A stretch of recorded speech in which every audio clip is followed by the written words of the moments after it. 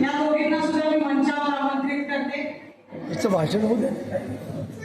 शिक्षिका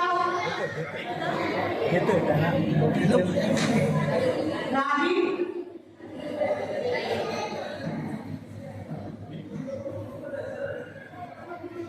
अतिशय सुंदर सादरीकरण सादर केले या दोघींनी, त्याबद्दल त्यांचे आभार.